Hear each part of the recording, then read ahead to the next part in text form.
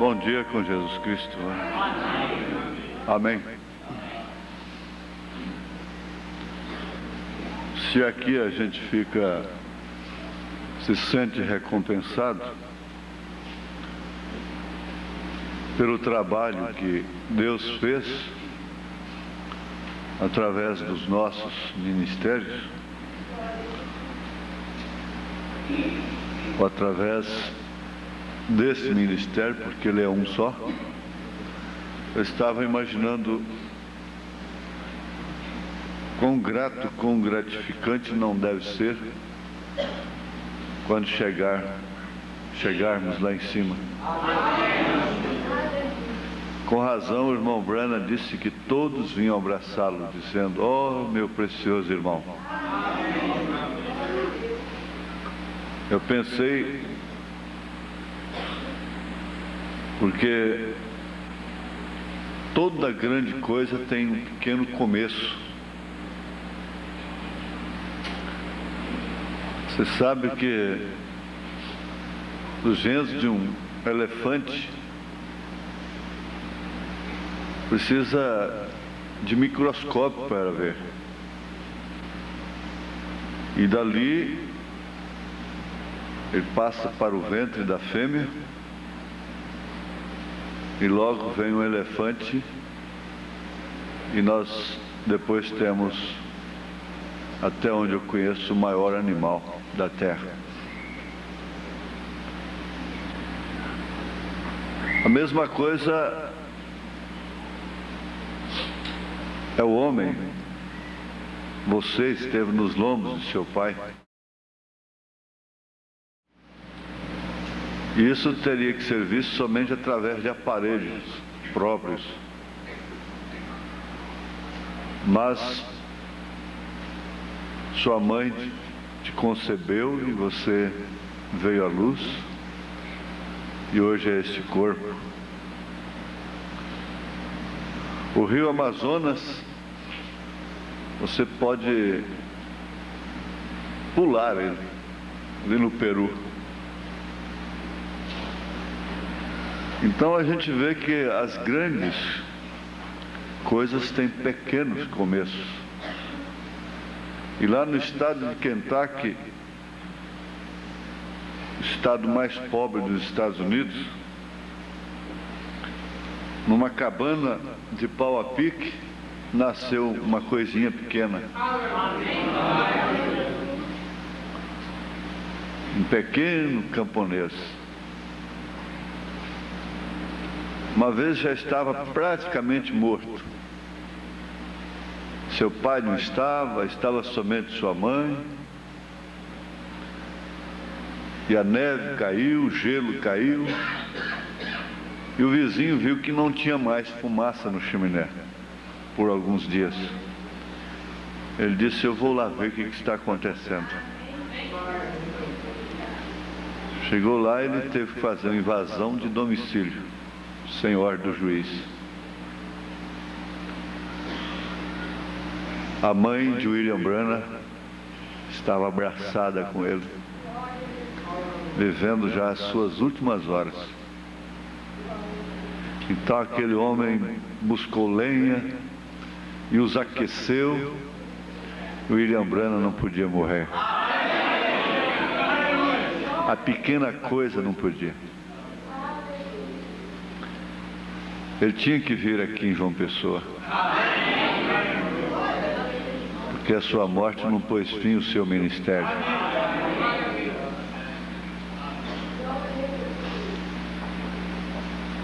Não pôde morrer enquanto Jesus não disse: "É agora.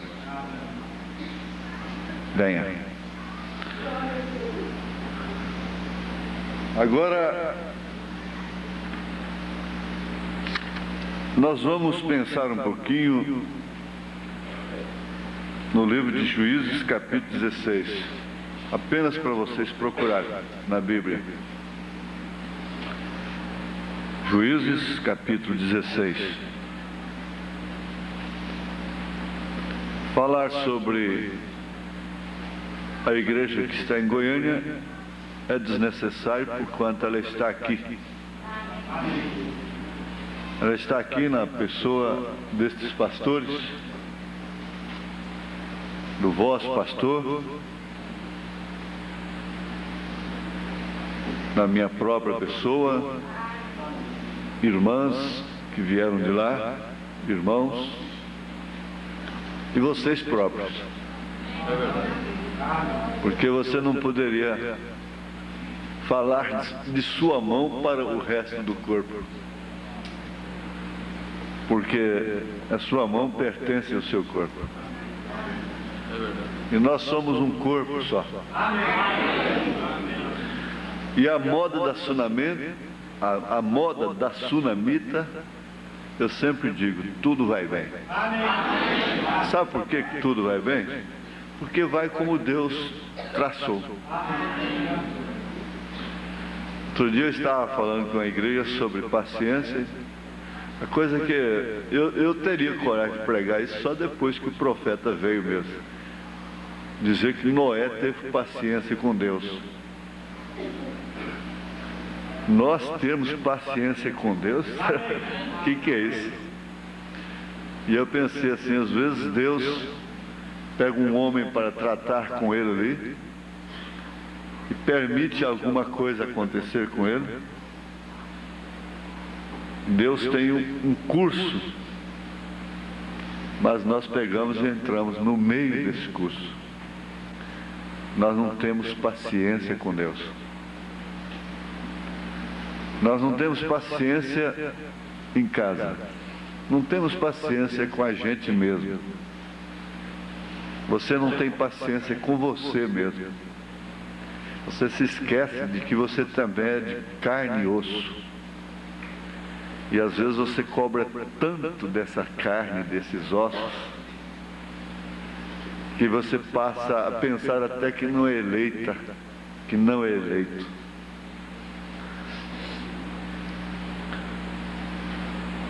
Eu conheço uma história de um velho companheiro meu, pioneiríssimo, desde Brasília, gostava de contar nas suas pregações. Um náufrago, isto é, aquele navio naufragou, afundou e apenas um homem conseguiu se escapar. Foi parar numa ilha. Chegando ali, muito isolado, ele fez um ranchinho de palha para ele e passou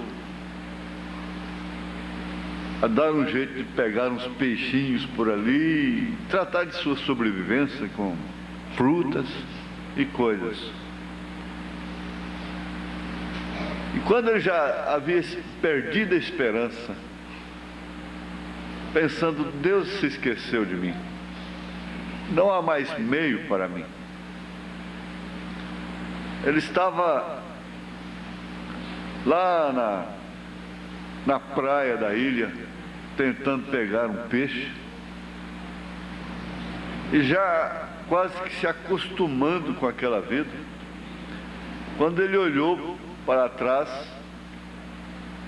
o rancho dele estava em chamas, pegando fogo. Ele disse, mas não é possível, o navio afunda, eu me salvo com tanta dificuldade, as únicas coisinhas que me restaram queima, meu rancho está queimando. Oh Deus, o Senhor se esqueceu de mim? O que será de mim? Acontece que uns índios que haviam por ali foram lá e puseram fogo no rancho dele. E a fumaça subiu, e com aquilo um navio ia passando bem distante. O comandante viu a fumaça, falou, aquilo é pedido de socorro, vamos lá.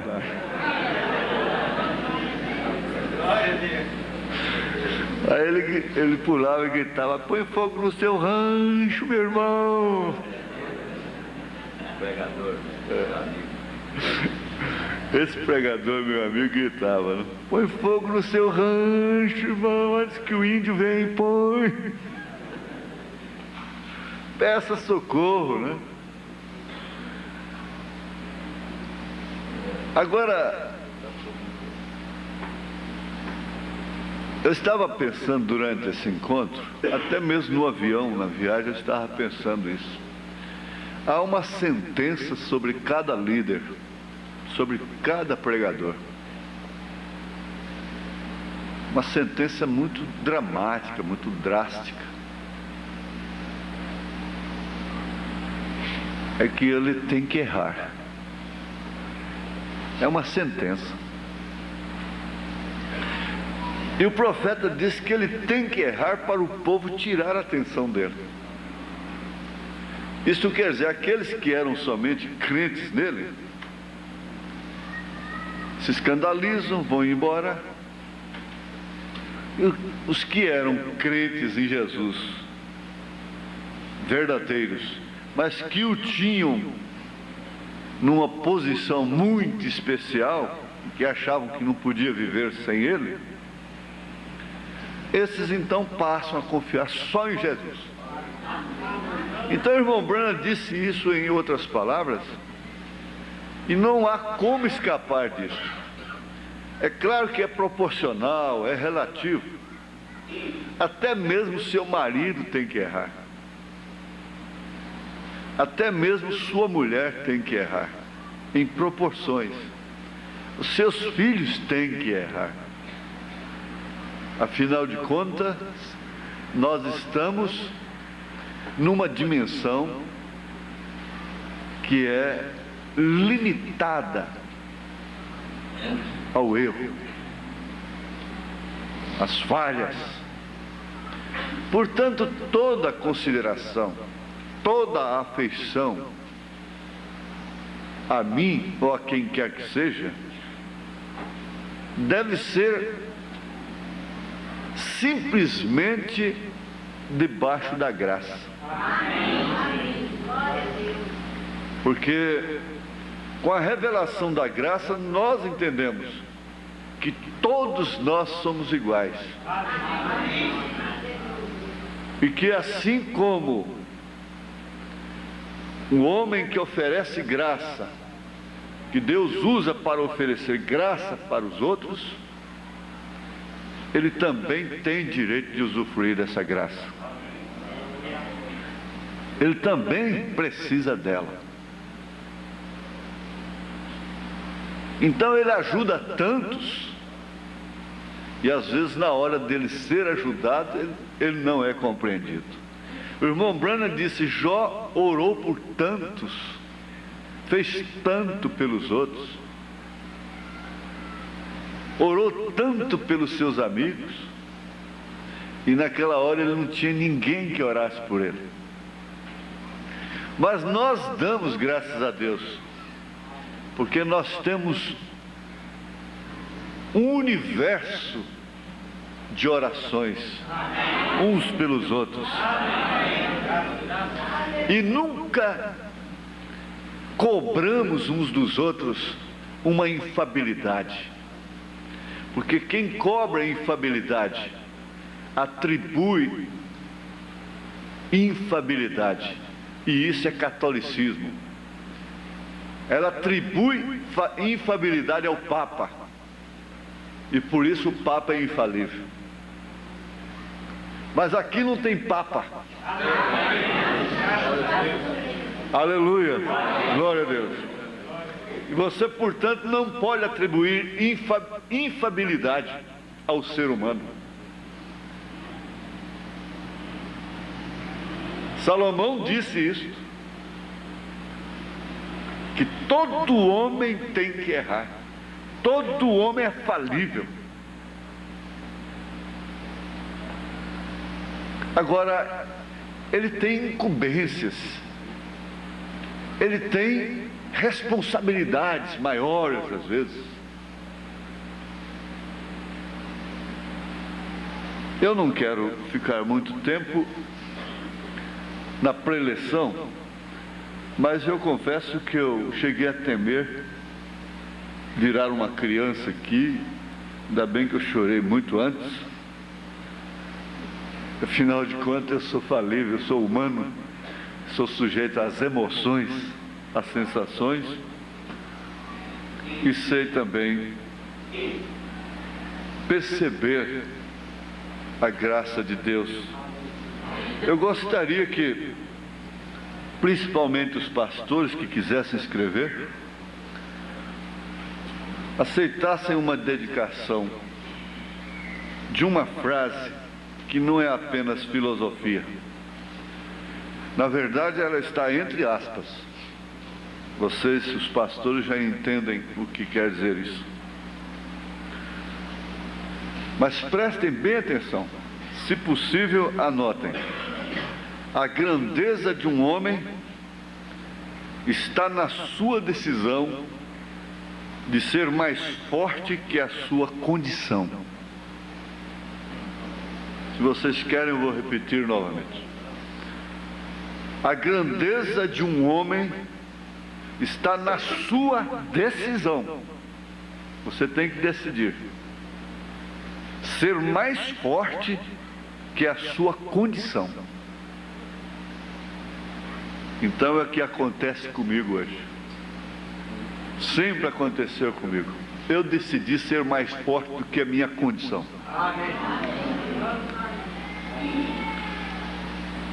E você leva isto para o seu ministério.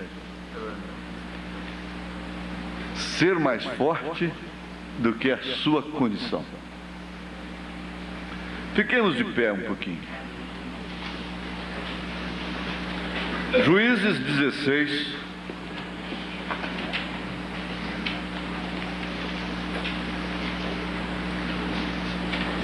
Somente o verso, a partir do verso 27.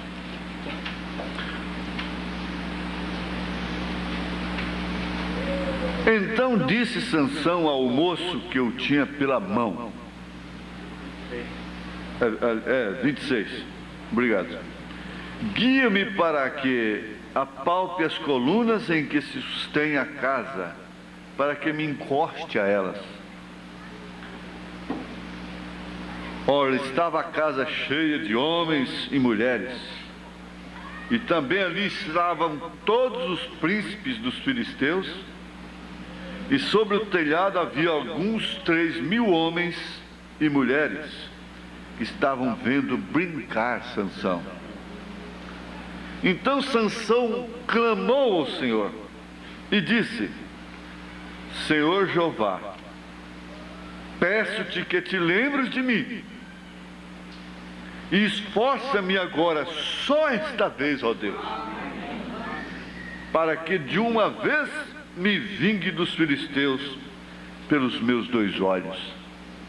Abraçou-se, pois, Sansão com as 2 colunas do meio, em que se sustinha a casa, e arrimou-se sobre elas, com sua mão direita numa e com a sua esquerda na outra, e disse Sansão: morra eu com os filisteus.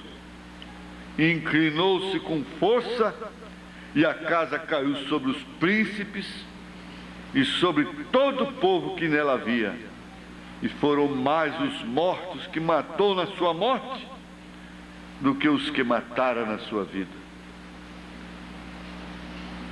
Senhor Deus, Tu sabes, ó Pai, que realmente nós não precisamos de muitas palavras. Nós precisamos da vivificação, às vezes, de uma palavra. Se o Senhor vivificar uma palavra, uma frase, então, ó Pai Santo, nós poderemos sair daqui, quem sabe até mesmo daquela maneira que nós temos desejado. Não somente sadios, curados, e as coisas irem bem nos negócios e na família. Não. O Senhor sabe que há um desejo, há um clamor sobre em nós, a respeito de uma coisa que está muito além destas coisas. Em nome de Jesus Cristo, ó Pai, perdoa os nossos pecados e vivifica a Tua palavra. Amém, Senhor. Assentai-vos, irmãos.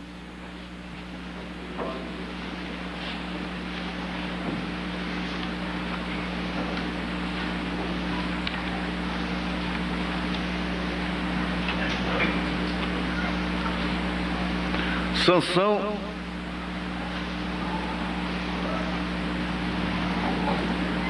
era o único que podia enfrentar os filisteus, até mesmo matá-los com a sua própria morte. Naturalmente, haviam israelitas de muito valor e que possivelmente nunca errariam como Sansão errou em contar o seu segredo para Dalila. Mas só tinha uma diferença, é que eles não tinham aquela comissão que Sansão tinha. E então nós podemos encontrar Sansão no Novo Testamento sem nenhuma referência do seu fracasso. Porque, para começar, Sansão nunca fracassou. Ele simplesmente cumpriu o propósito de Deus. Eu diria, nunca fracassou em relação a Deus, em relação ao programa de Deus. Porque quando ele estava namorando mulheres filisteias, uma mulher filisteia, e se casando, fazendo um casamento misto, que o profeta disse ser uma coisa maligna, a Bíblia disse que seus pais sofreram muito, porque eles não sabiam que aquilo vinha do Senhor. Então, ao analisar na dimensão, dentro do panorama humano, Sansão fracassou. Sansão desobedeceu, deixou-se levar e ele caiu. Mas no programa de Deus, não. No programa de Deus, Davi nunca errou. No programa de Deus, Moisés nunca errou. Caso contrário, eles teriam sido eliminados. Mas o que acontece? O profeta nos mostra isto, que quando o Novo Testamento fala sobre eles, o Novo Testamento não faz menção de nenhum de seus erros, de nenhum de seus fracassos. Em Hebreus 11 só se fala da fé. E é importante você saber que, como eles, você tem o seu Velho Testamento, mas também você tem o seu Novo Testamento.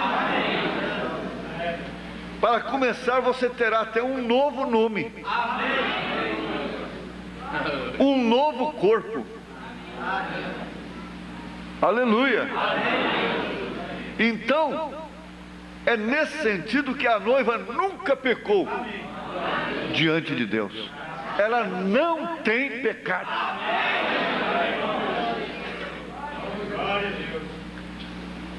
Aceite quem quiser aceitar, interrogue quem quiser interrogar, mas o certo é que diante de Deus, a sua noiva não tem pecado, não tem nenhuma mancha sequer. Amém? Glória a Deus.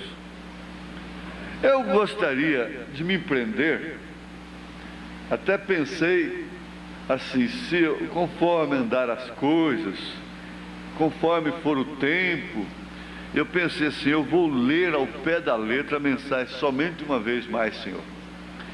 Eu queria pregar alguma coisa sobre isso, lá em Goiânia, uns 3 meses atrás. Aí o meu coração disse assim, deixe para o encontro. Se você tiver oportunidade, você falará sobre isso. Então parece que o irmão Brana começa essa mensagem de trás para frente. Porque assim que ele leu a leitura, ele disse assim, o Senhor acrescente suas bênçãos à sua palavra, e se eu chamasse isto um texto, desejaria tomar isto pelos próximos momentos, somente esta vez mais, Senhor. Somente uma vez mais, Senhor. E aí ele começa, como dizem as Escrituras, havia como que 3.000 filisteus, olhando das altas galerias do estádio, enquanto os 2 entravam ao grande estádio ou coliseu, altamente honrados por guerreiros, vitoriosos. Você sabe que há um julgamento temporário, é aquele que cai aqui, por um período de tempo. Há uma vitória temporária. Às vezes um time está jogando com o outro e começa ganhando 1-0, e a torcida grita e solta foguete, e pula, e aquilo desenrola o tempo todo, vai indo, os minutos passam, passa para o segundo tempo, e começa logo o segundo tempo, mais 2-0, aí grita todo mundo, explode, está selada a vitória. Às vezes em 15 minutos, havendo um craque muito bom ali, eles fazem a chamada virada. Amém. De repente vai lá e marca todo mundo silencia. Vai lá e empata, todo mundo quieta. E de repente vai lá e bumba. 3-2, vai lá e pumba. 4-2, vai lá, pumba. 5-2, que virada. Então o diabo marcou um gol com Sansão. E os filisteus pularam.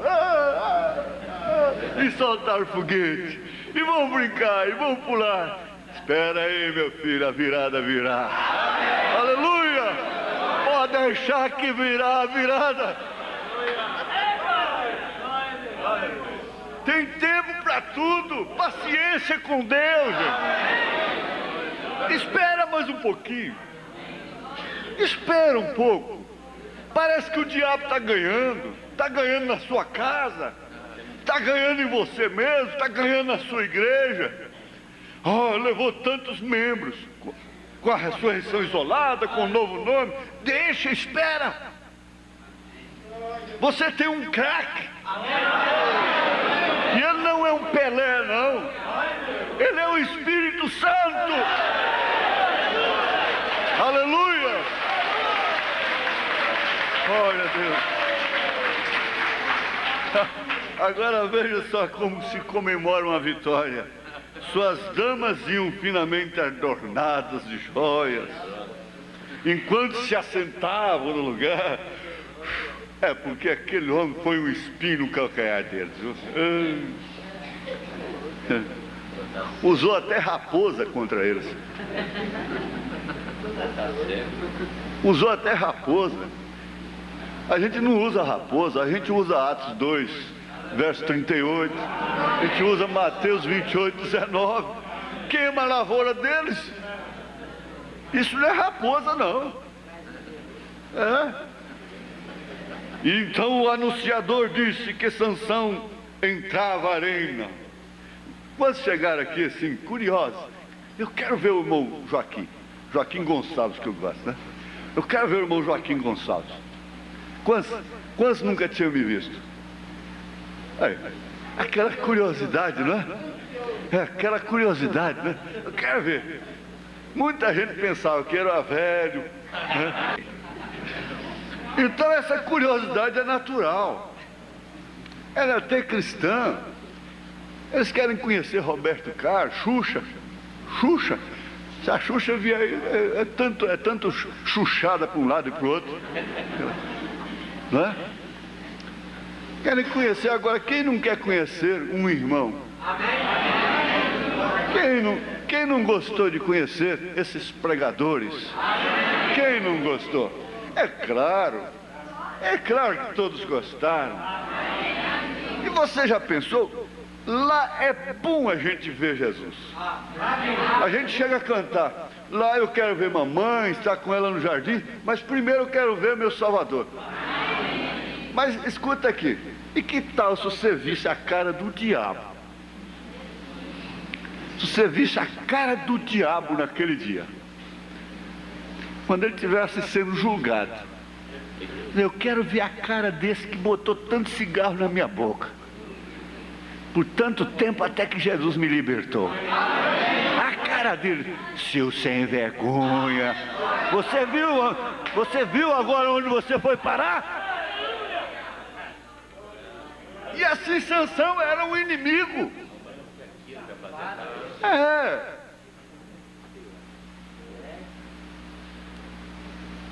A curiosidade era muito grande. E elas se ataviaram, puseram joias. Deve haver levantado e aproximado um pouco mais e brigado por causa de lugar. E assim pudéssemos dizer, esticando os seus pescoços, igual galinha quando vê cobra, para darem uma boa olhada. Esse é ele? Eu quero ver a cara dele. E que puderam ver? Só uma massa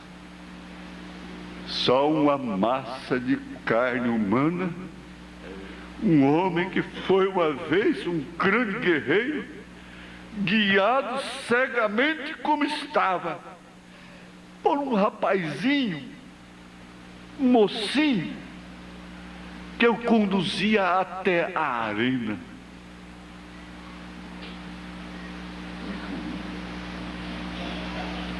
A máquina desativada. Em todo o dia os salões faziam eco de parede, a parede com espetáculo de mulheres e homens bêbados. Que espetáculo deve ter havido sido esse? Que silêncio deve haver reinado sobre o edifício quando este homem, o principal inimigo para eles, guiado por um mocinho, vinha agora caminhando na arena sem olhos, e ter que ser guiado por um jovenzinho, um homem que havia sido tão corajoso, tão valente, tão poderoso, um homem que havia sido guerreiro da classe que Sansão foi, e agora tinha que ser guiado por um mocinho à arena. Este homem que havia sido um servo de Deus, trazido nesta condição,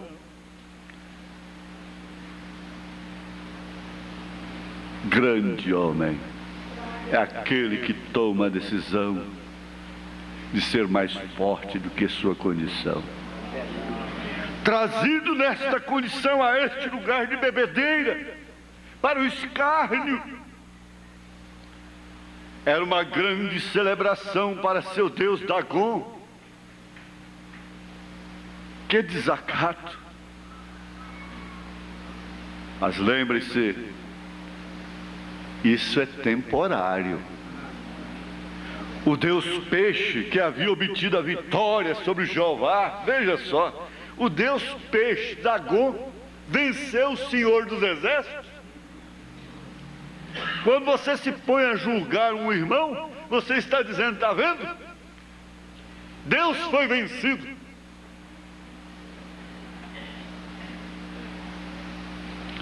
Paremo-nos por um minuto e permitamos que isto penetre.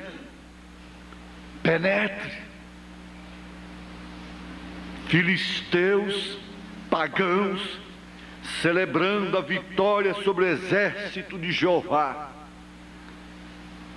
Dagom, o ídolo pagão, o deus peixe, o deus dos filisteus, ao qual Deus odiava. E aqui estavam em sua bebedeira, celebrando a vitória sobre o servo de Deus que havia sido conquistado. Que coisa mais terrível é pensar isto. Eu desejo, se for possível, que ficássemos quietos por uns minutos, quietos, e pintássemos o quadro disto. Imagine-o somente em sua mente, reflita, pense. Se você houvesse tido que parar-se e olhar algo semelhante a isso, então vou trazer de novo o quadro a você. Imagine, todo dia bebendo, celebrando, mulheres finamente vestidas, homens guerreiros, grandes homens da nação, se reuniram neste novo edifício, onde haviam levantado um novo ídolo, o deus peixe, dando-lhe honra e louvor pela vitória sobre os servos de Jeová. E agora, para fazer a coisa pior, eis que vem o homem líder, o mensageiro do dia, com seus olhos arrancados. O mensageiro do dia, o homem da nação de Deus, com seus olhos arrancados, guiado pela mão por um mocinho para trazê-lo ao estádio. O jovenzinho guiou a esse cego, o cego, ao lugar do escárnio, mas também ao lugar da vitória. E me parece ouvir o sussurro deste grande homem parado ali, como uma grande máquina, porém totalmente inútil. Quantas vezes aqueles pistões funcionaram? Era só apertar o botão. Eles causaram explosões terríveis e nada podia parar diante dele. Mas agora aquela máquina estava totalmente inútil.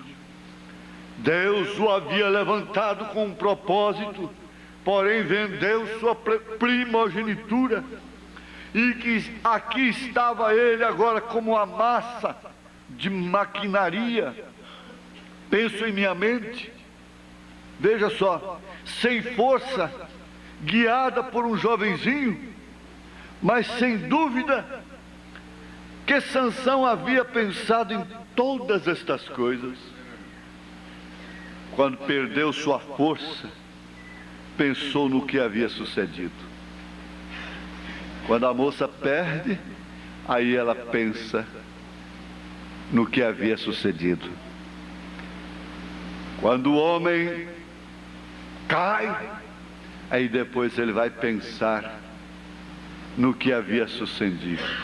Quando ele perde a sua força, aí então agora ele vai pensar no que havia sucedido. Seu voto havia sido tirado dele e se havia rendido ao inimigo.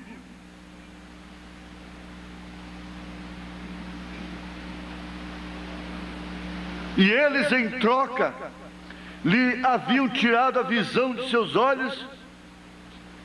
E ele então disse ao rapazinho: simplesmente guia-me onde está essa coluna. Eu quero ir no ponto mais forte dos filisteus. Ele pensou: me leva até onde eles têm a maior força. Me leva até onde existe a maior resistência deles. E pense, o tio ali fora fazendo crítica dele, entretendo a esse grupo de bêbados. Que reprovação era isso? Que desgraça foi essa? Que exemplo foi esse? Isso me traz à mente uma nação derrotada e que está moralmente decaída, enquanto Sansão, humilhado e quebrantado, estava ao lado desta coluna, servindo de crítica para seu inimigo. Que condição foi essa? Foi o símbolo de graça de uma nação caída, moralmente corrupta, de uma igreja caída que vendeu suas primogenituras, que havia decaído moralmente e se havia rendido ao inimigo. Foi um exemplo público, ainda que fosse levantada para servir a Deus, mas agora caída, numa decadência moral, que a tem levado à sua condição, ou a essa condição, e ela jamais terá nobreza de tomar a decisão de ser mais forte do que sua condição. Não há governo que possa ser mais forte do que sua condição, e restaurar a economia da nação, e restaurar o temor do povo às autoridades. Não há quem possa ser mais forte do que a condição da mulher, do que a condição do homem, do que a condição da moça, do que a condição do menino, do rapaz, do que a condição de sua família. Que exemplo foi esse?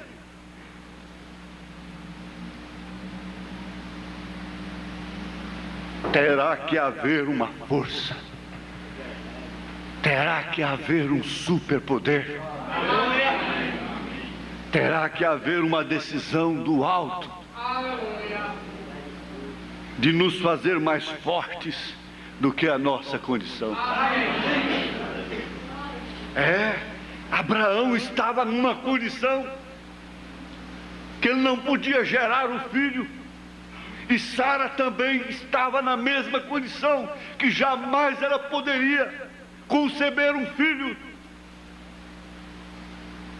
Mas Abraão decidiu, e a sua decisão foi mais forte do que sua condição. Aleluia! Decidiu a crer. A nossa condição é como a de Abraão, é como a de Sara, é como a de Sansão, mas você decidiu a crer, e nisso você é mais forte do que a sua condição, você é mais forte do que a sua família, você é mais forte do que seus filhos rebeldes. É a sua fé.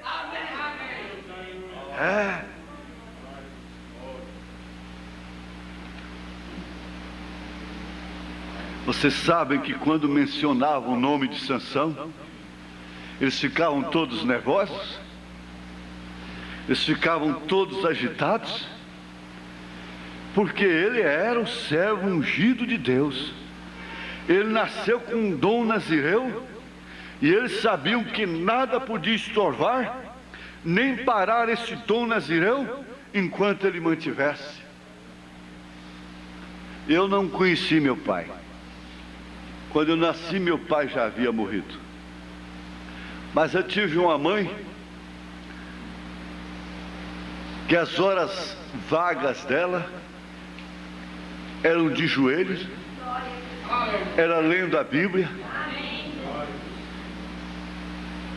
E sabe de uma coisa que eu me lembro agora, uma vez que ela já está na glória, eu me lembro que ela teve essa grandeza e decidiu ser mais forte do que sua condição de viúva pobre, tanto que refletiu nos filhos. Eu me lembro uma vez que nós estávamos fazendo o culto doméstico da noite, ela lendo a Bíblia com a lamparina, tem a calha, a bica da casa, e parece que despejaram um saco de chumbo naquela bica, naquela calha, e aquilo desceu fazendo aquele barulhão. Isso de noite. Eu era muito medroso quando estava só, mas quando eu estava com minha mãe eu não tinha medo nenhum. Eu não tinha medo de defunto, não tinha medo de nada, mas para dormir sozinho no quarto eu suava. Que atmosfera que existia naquela mulher! Eu olhei para cima, ela também olhou, minha irmã olhou, e a coisa não caiu lá no chão. Ela simplesmente levantou os olhos e disse assim: aqui não é seu lugar, pode ir embora. Ela tinha uma decisão de ser mais forte do que sua condição. A moça decide ser mais forte que sua condição neste século, ser mais forte que sua condição na escola, ser mais forte que sua condição de humano no namoro.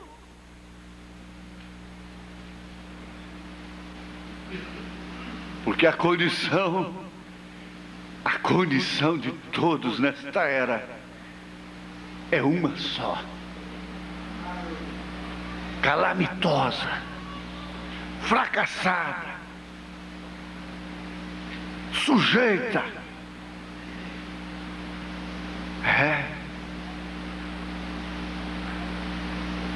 Mas você tem que lembrar, ele foi escolhido de Deus para o dia, o mensageiro escolhido de Deus para esse dia. Muitos deles pensaram que seria isto, muitos deles o recordaram, muitos recordaram ao olhar esta criatura inútil, parado aí com seus braços ao redor da coluna, cego, eles fazendo crítica dele, batendo-lhe com chicotes e dizendo-lhe: vamos, Sansão, tu, grande homem forte, cadê sua força? Vamos ver, cadê aquele poder que você tinha alguns anos atrás, algum tempo atrás? Faça algo quanto a isto. Tu não és tão forte. Onde está teu Deus? Espera um pouco, senhores filisteus.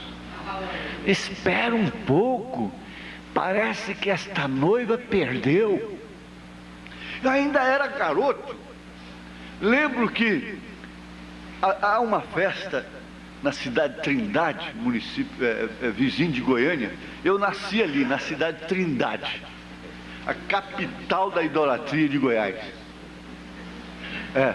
Eu nasci lá. Parte da minha vida foi ali. Fui expulso da classe na escola, da aula, por 2 vezes. A professora me pôs para fora porque na aula de religião que o padre foi dar, eu resisti.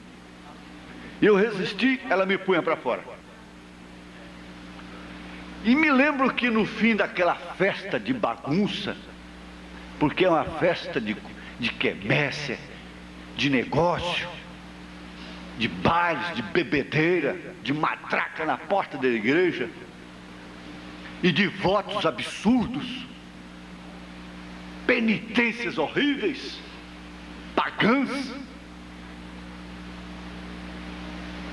Terminou a festa. Na segunda-feira, um fazendeiro vizinho da cidade fez uma aposta com o dono do circo para ele entrar com o touro e o dono do circo com o leão e fazerem um espetáculo.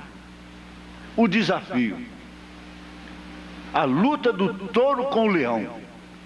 Eu falei à mamãe: deixa eu ir ver, eu quero ver essa luta. Aí um tio meu, irmão de minha mãe, disse: eu levo, eu vou com ele, eu quero ver também.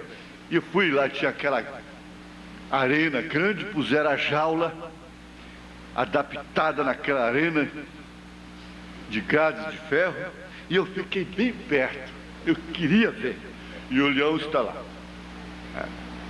Eu até sonhei para amanhecer ontem com um leão. Engraçado, lembrei agora. Eu sonhei que tinha um leãozão velho. Esse leão estava na corrente e ele só atendia a mim, e eu estava responsável de cuidar desse leão, e ele estava faminto demais. Me lembro até que um colega chegou e ficou de costas, assentado de costas, e o leão veio. Quando veio para... Eu vi bem, porque eu vi o jeito lá no circo, eu vi o jeito que o leão faz. Ele levanta as patas dianteiras assim, vem. Ele fez desse jeito no sonho com o irmão, que eu não reconheci quem era o obreiro. E no sonho então eu entrei entre ele e o leão, e foi como um domador, de tapa na cara do leão. Ele voltou e deitou lá como um cachorrinho. E esse irmão saiu. Aí, então o que acontece? E eu fiquei ali perto. Mas aquilo ficou gravado. São coisas que acontecem no tempo de criança, que você nunca esquece. Às vezes coisa de ontem você esquece, mas coisa de tempo de criança que você nunca esquece na sua vida. O boi está lá, o touro, ele não é muito de barulho não. Engraçado, o touro ele não faz, ele parece que ele é meio confiado, sabe? Ele é bem confiante. Ele ficou de costas para o leão. Ficou de costas. Mas espera aí. Dizem que eles percebem a onça até no cheiro e já... E esse boi está aí, não está ligando para nada? O que é isso? Está certo, chegou a hora do espetáculo. Tocou-se a música e tudo mais, e palhaço fazia aquilo, e palhaço fazia aquilo outro, e a meninada achava tudo bom, mas agora é hora do silêncio. Agora é hora do leão entrar em cena. Prepara, touro. Assim que abriram a jaula do leão, ele já saiu em pé, assim, violentamente. Eu não sei com que destreza, com que facilidade, aquele bicho tão grande, aquele touro tão enorme, virou assim, ó, numa fração de segundo o leão já caiu entre os chifres dele. Entre os chifres. E o leão botou as patas assim, ó, dianteiras, na cara do boi e começou a morder no seu ponto fraco, que é aqui, assim, ó, na nuca, vamos dizer. E eu vendo assim, ó, aquela bocarra, aqueles dentes enormes, e eu vi quando ele ajeitou para morder. Ele ajeitou, que ele travou o dente, esse boi levantou e levou esse leão na grade. É interessante que ele baixou a cabeça. Tem que se observar isso. Ele deu a cabeça e foi baixando, baixando, baixando, e todo mundo ficou até sem graça. Não, mas não vai ter graça, ele vai cair agora. Um cachorro derruba o boi, e agora não tem jeito. Parece que o boi estava perdendo. De repente esse boi, esse touro levou esse leão na grade e pisoteou em cima dele assim. Acontece que o leão pegou justamente no ponto fraco do boi, na venta. Você sabe, os vaqueiros sabem, é o ponto fraco dele. Aí pronto, ele ficou com as 4 patas de baixo, mas agarrado na venta do boi. Eu vi a mesma cena de novo. O boi foi dando por entregue, foi dando por entregue, de repente um leão ajeitou os dentes e apertou. Esse boi sapateou em cima desse leão, sapateou em cima dele, sapateou, sapateou. O leão largou, coitado, com a língua de fora. Foi lá, encostou na galera, deitou igual um cachorro, me passava a mão nele pro lado de fora. Toma, Satanás! Parece que o povo de Deus está perdendo.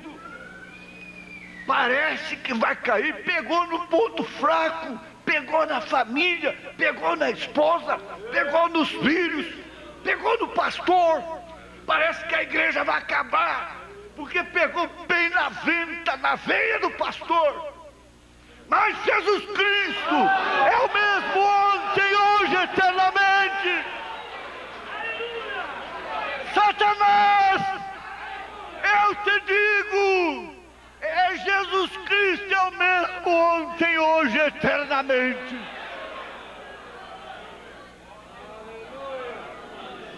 Se Ele pode dar força novamente para um corpo que estava apodrecendo na sepultura, ao corpo de Lázaro,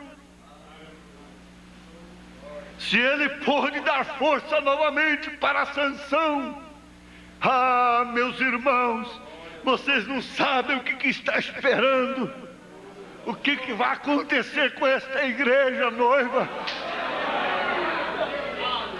Tenham calma, parece que ela está perdendo, mas espere um pouco. Não, não é assim. Eu vou saltar, eu quero vir aqui. Nós estamos vivendo na era da Dalila. É a era da Dalila, domínio feminino. E a maior Dalila que existe é a ciência. Você sabia disso? A ciência se multiplicaria, não só no sentido tecnológico, mas também no sentido religioso. Você viu como esta era está muito mais difícil? Veja o que a Dalila fez. Ela fez um carro. Ela fez um carro. E o carro facilitou muito. O carro vem sendo aperfeiçoado. O carro saiu do necessário para o luxo, para o supérfluo. E ela não quer o carro de boi. Ela é a ciência do bem e do mal. Porque você sabe, você já pensou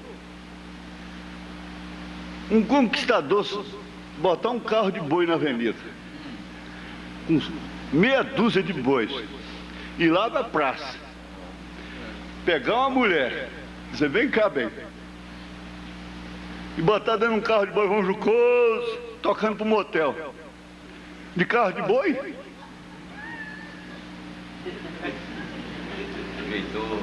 Vão jeitoso, vão brioso, um candeeiro na frente, e o carro cantando. Você já pensou? Você viu como é que a Dalila fez?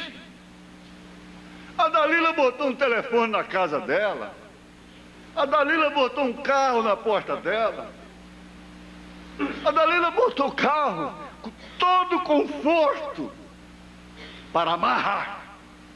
Ela faz o bem, o carro transporta o pai de família, faz isso. Ela não ficou satisfeita. Ela tinha que passar de justificação para santificação. Tinha que passar. Você vê que os luteranos não tiveram tantos ismos.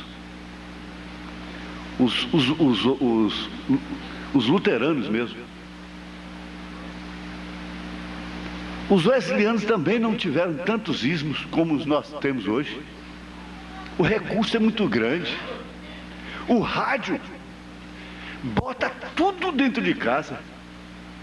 Os curandeiros, os pregadores de cura divina fecharam o rádio para nós. Porque você chegava numa cidade, um programa aí que eles cobravam hoje, vamos dizer, 100 mil cruzeiros por mês, eles chegam e pagam 2 milhões. Porque eles tomam dinheiro do povo o suficiente para pagarem o quanto eles pedirem, comprarem emissoras e tudo.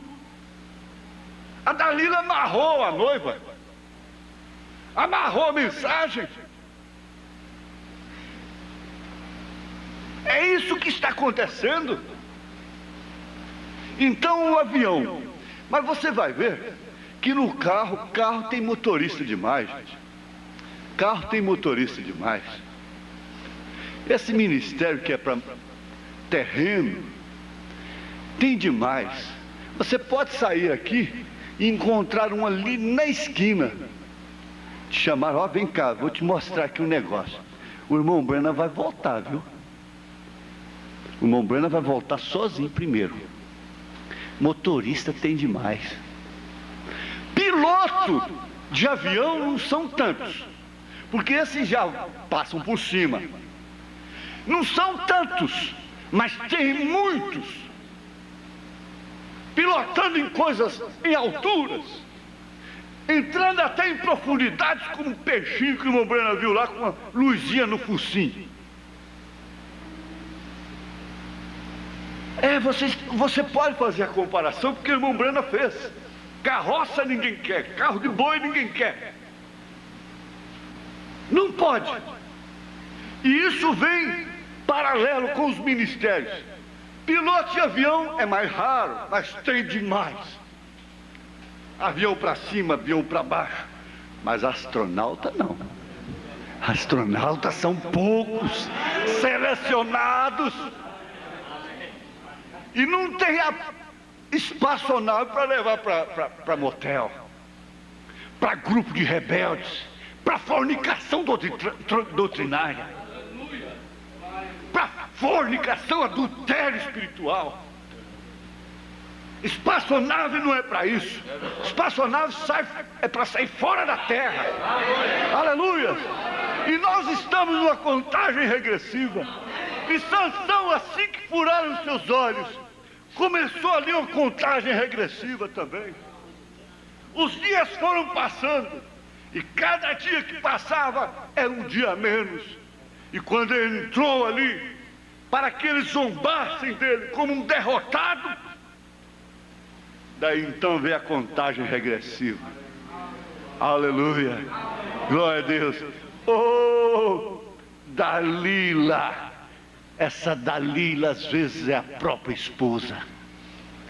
Por isso o irmão Branham disse para a própria esposa dele: sai do meu caminho. A própria família amarra. Os maiores inimigos do homem seriam seus próprios familiares. Às vezes a família está impedindo o ministério do diácono, desqualificando o homem para ser um diácono. E ele não pode impor, ele não pode fazer as coisas pela força, pela violência. Então, todos agora têm que ter a nobreza, a grandeza, de tomar a decisão de serem mais fortes do que as suas condições. Porque se formos depender de esposa, de filhos, nós não podemos ministrar. Nós não podemos diaconizar. Então chegou a hora da igreja dizer: seja mais forte do que sua condição. Igreja, seja mais forte do que a condição desse homem. Seja mais forte do que a condição desse homem. A sua igreja sabe disso, irmão. E você tem sido mais forte do que sua condição. Isso é nobreza, isso é grandeza, meus colegas. Você ser mais forte do que sua condição. Sansão estava ali, e a sua condição era terrível. A sua condição era horrível. A sua condição era contraditória.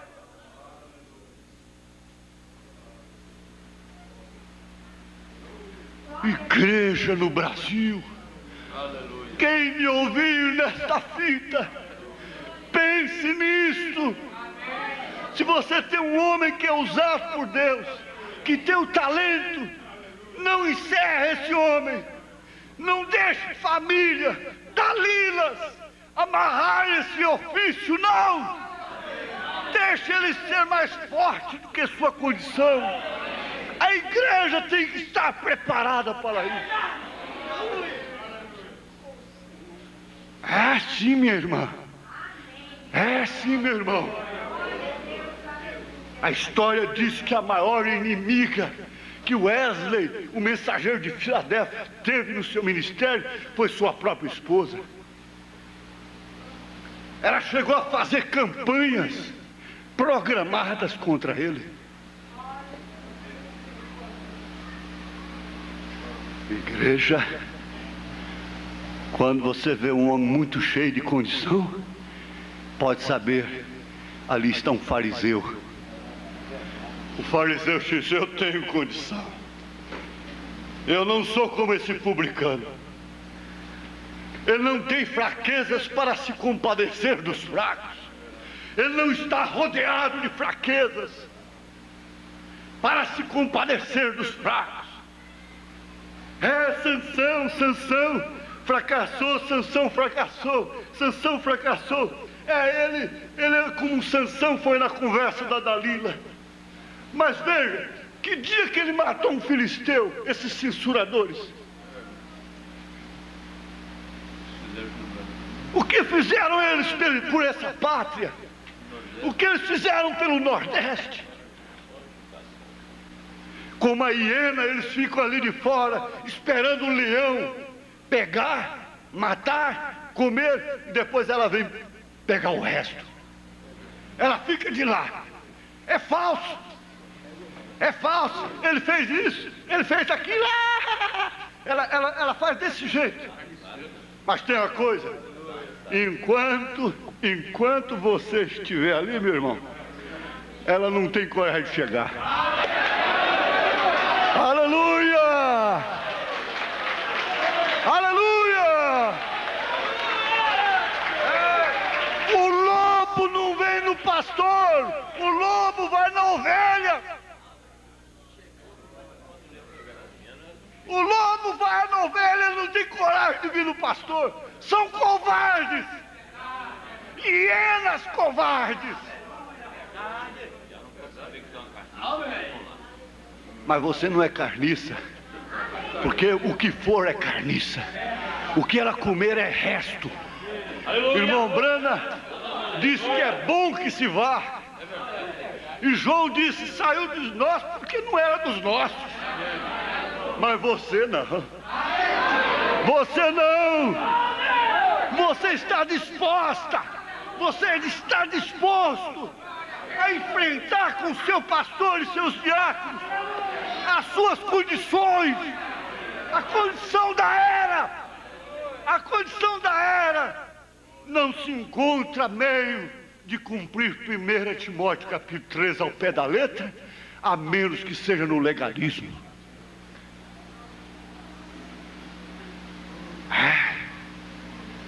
Chegou a hora de você ser mais forte do que sua condição.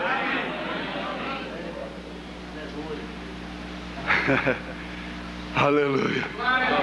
Chegou a hora dela dizer: eu sou aquela viúva que não tinha nenhuma condição mais para sobreviver, mas Elias bateu na minha porta e eu dei o que tinha, e não me falta azeite nem farinha. É isso que está acontecendo. Porque nós estamos vivendo num mundo que caiu nas garras da Dalila do sexo. Os pais não querem conversar com os filhos, os pastores sentem mal com o assunto, recuam e se constrangem, e não os ensina, não orienta os jovens e aos casais novos. No entanto, é um dos maiores problemas desde o Éden.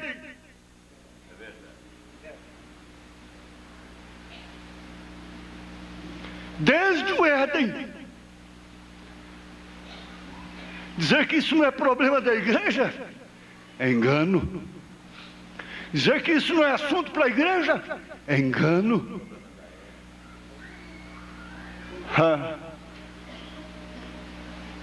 Pelo contrário, é um dos maiores problemas de hoje, que está determinando toda a confusão desde o Éden. Daí a aberração, o homossexualismo e o vazio tomando conta dos homens.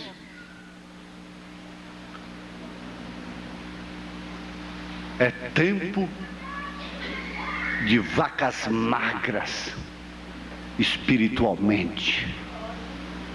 Mas o José do Egito, o nosso José do Egito, o nosso William Branham, o nosso Elias armazenou alimento para o tempo das vacas magras espiritualmente. Veja só o que ele diz. Veja só o que causa o vazio. Sabe você que me assustei tremendamente a primeira vez que vi uma dessas mulheres com os olhos pintados? Estava em Los Angeles esperando o irmão Arlen Bright, um homem cristão, dos homens de negócios, e vi uma mulher aproximar-se. Pensei, pobre moça, pensou que era doença. Eu sou um missionário e tenho visto a leprosos, ele pensou que era lepra, e outros tipos de pragas, mas eu nunca havia visto uma coisa como esta. E aproximar-me para perguntar se lhe queria que eu orasse por ela. Ali vinha outra pintada da mesma maneira. Depois cheguei a saber que era isso. Não culpo as moças quando procuram fazer o possível para ser melhor, terem uma melhor aparência, mas penso que deveríamos ser um pouco mais humanos quanto a isso, correto? Esse homem disse: quando fizeram estas coisas, o que fizeram foi um mundo mais bonito. O homem disse: para mim, o que tem feito é chegar a ser um grupo de pagãos, e qualquer mulher que faz isto, mostra com isso que é algo que está lhe fazendo falta. Um vazio deve ser cheio com Cristo. O povo está buscando enxofre na borracha, nos pedais de bicicletas, nas novelas, nos pneus de sucata. Diz que houve uma novela chamada Sucata. Sucata mesmo. Comendo de sucata, vivendo de sucata. O vazio.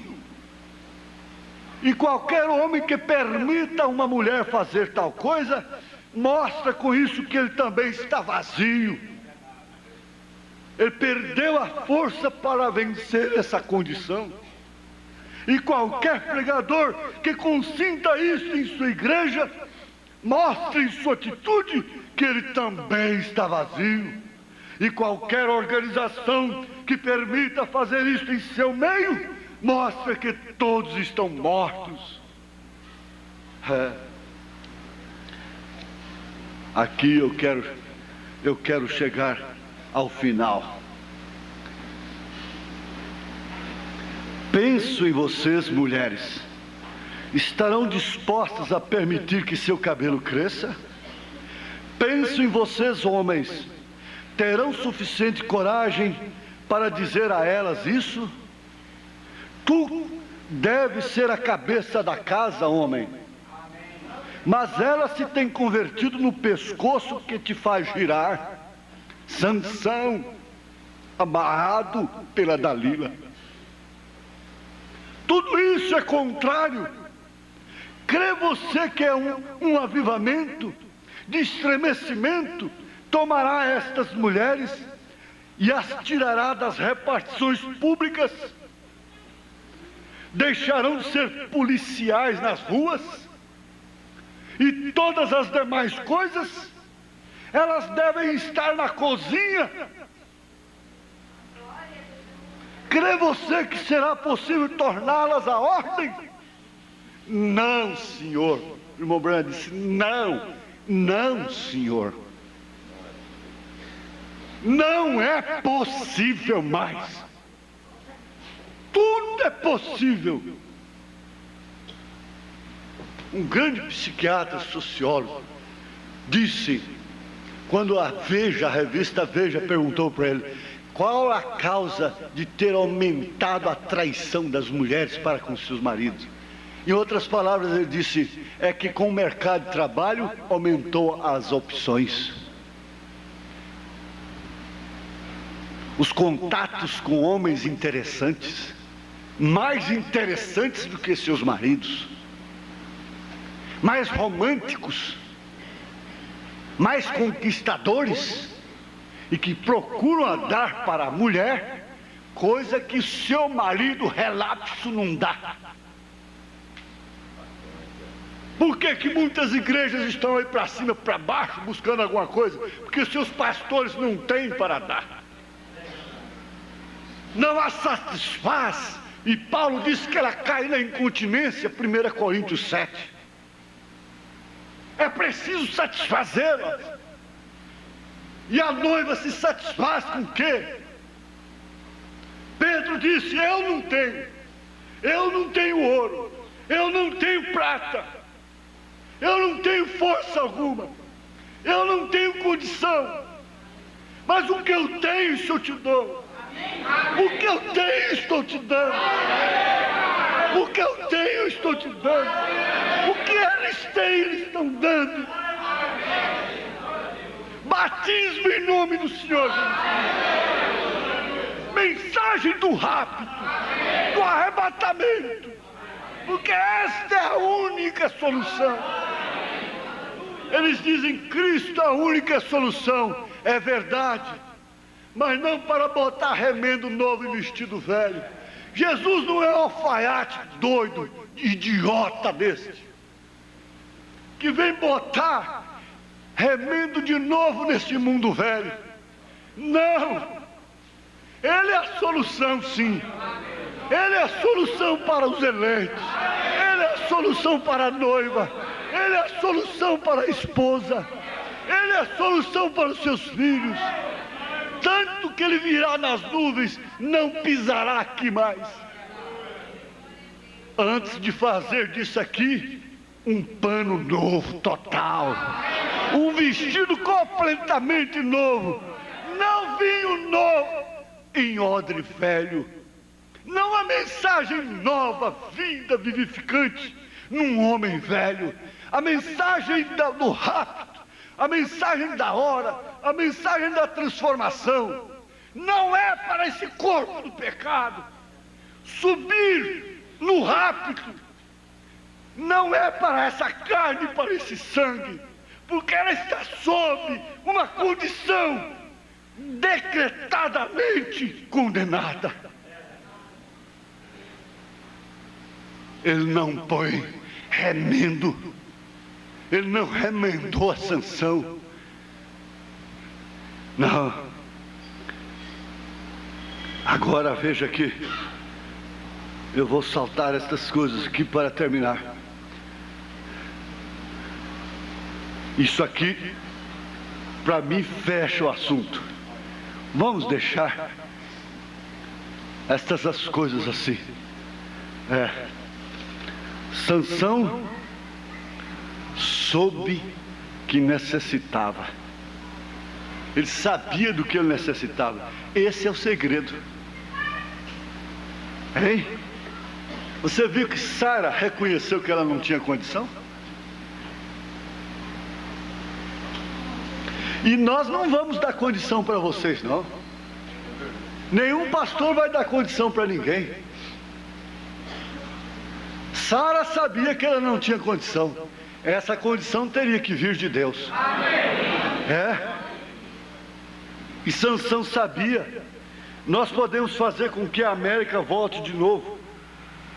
E podemos fazer com que cada um deles vá à igreja. E com tudo isso, não teríamos o que necessitamos. Nós podemos encher as igrejas. Nós podemos ganhar toda a cidade. Mas assim mesmo nós continuamos não tendo o que realmente necessitamos.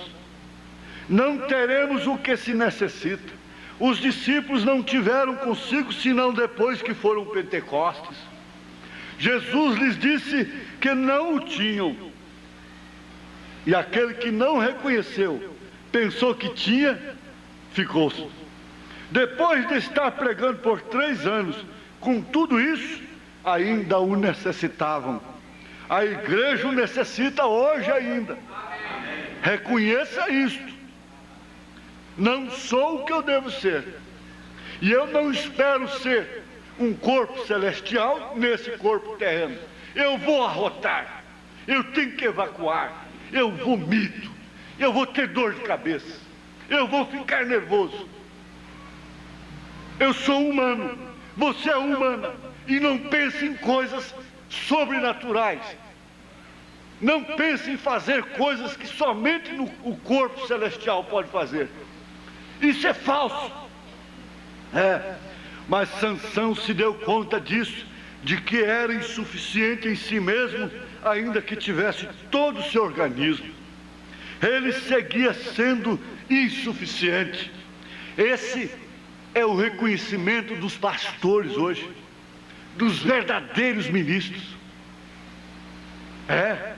Observe, enquanto os filisteus se regozijavam sobre sua vitória temporária, até que viesse a virada, não chegaram a notar que ele levantou a sua cabeça para cima, de onde ele veio, movendo seus lábios em oração, enquanto as lágrimas brotavam das covas que uma vez tiveram olhos.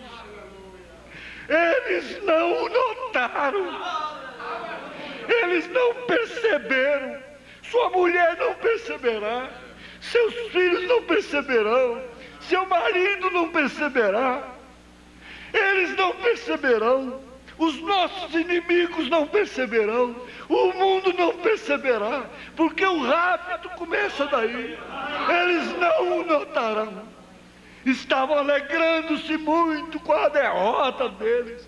A igreja tem que ser derrotada, tem que descer para subir. Jesus foi crucificado, foi derrotado para vencer o diabo. Aleluia! Mas ele desejava que Deus voltasse a se manifestar outra vez. Aleluia! Esta Jezabel! Se pudéssemos ter alguns Sansões, graças a Deus, que aqui nós temos alguns deles, que desta maneira se levantassem, sem condição própria, sabendo que necessita do poder daquilo que eles pregam. Quando ele está pregando, ele é um membro também, precisando como todos. Sim, não necessita de começar outro credo, uma outra chuva tardia. Não precisamos de um remendo, de uma nova doutrina. O que necessitamos é do poder de Deus. Ele estava consciente do que sucederia, o que aconteceria se Deus respondesse àquela oração. Porém, ele estava disposto a enfrentar a situação.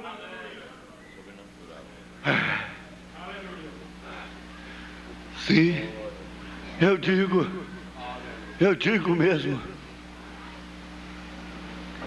mataram a Sansão. Sansão morreu, mas será ressuscitado. Nenhum daqueles filisteus ressuscitará com ele. Mataram os profetas, eles ressuscitaram. Mataram 68 milhões de cristãos, somente na chamada Inquisição, Santa Inquisição. Mas eles ressuscitarão. E eu tenho um desabafo final nesta hora. O diabo, Satanás, você está me escutando? Eu sei que você está me ouvindo.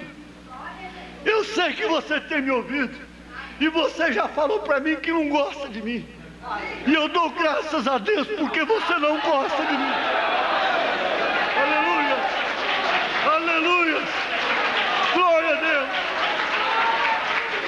Eu louvo o Senhor Jesus, porque o diabo não gosta dessa igreja, não gosta desses ministros, não gosta de meus companheiros, não gostam desses diáconos, não gostam dessa noiva.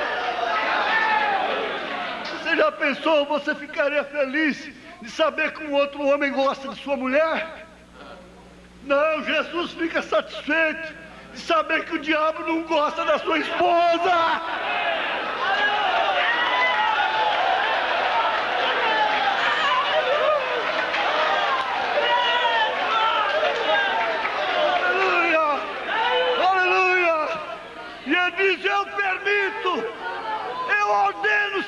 Satanás, que você não goste de minha esposa, porque ela não flerta com você, que ela não dá ouvido às suas mentiras, aos seus credinhos dentro da mensagem. Aleluia. Eu fico satisfeito, qualquer marido fica satisfeito, saber que não tem nenhum homem desejando, amando a sua esposa, suspirando por causa dela. Satanás está com raiva, está nervoso. Mas eu matei Sansão, hein? Ele morreu. Morreu? Aonde ele está agora, hein, diabo? Os filisteus você sabe, mas onde é que está Sansão? Onde é que estão? Aí ele arrebita o rabo, aguça bem os chifres e diz assim: eu matei o seu próprio Jesus. Eu venho e digo para ele: você matou Jesus? Mas daí a 3 dias ele ressuscitou. Ele te venceu. Ele ressuscitou.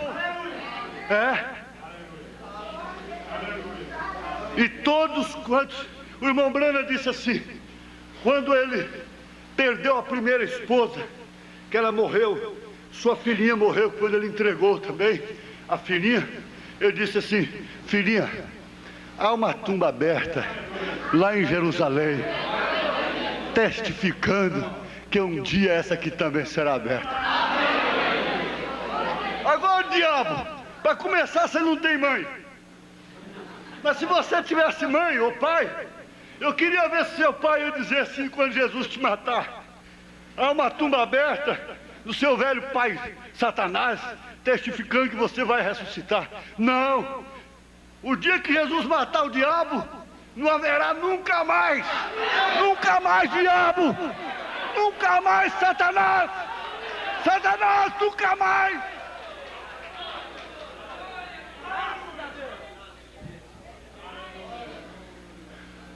Deus, Pai amado, nós sabemos que isto vai acontecer. Agora ajuda cada um dos teus filhos ter a grandeza de tomar a decisão de ser mais forte do que sua condição, ó Pai, do que as contradições no lar, do que as contradições na igreja, do que tudo que há no mundo. A condição em si mesmo, eu não tenho condição, Senhor.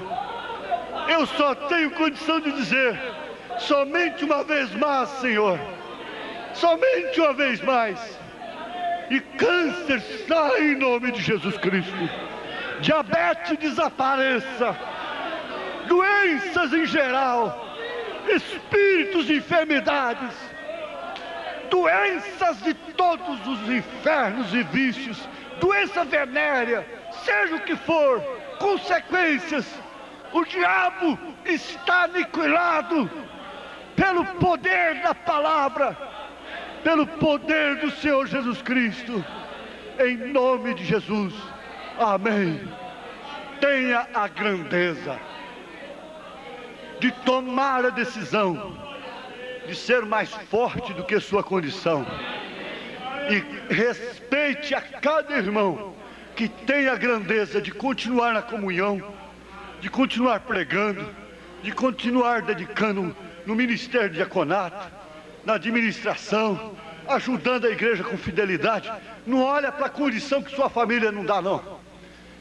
Lembra de você, que você também tomou a mesma decisão de ser forte, contra a sua própria condição, em nome de Jesus Cristo, amém. O Senhor vos abençoe. Até um dia, se Deus quiser.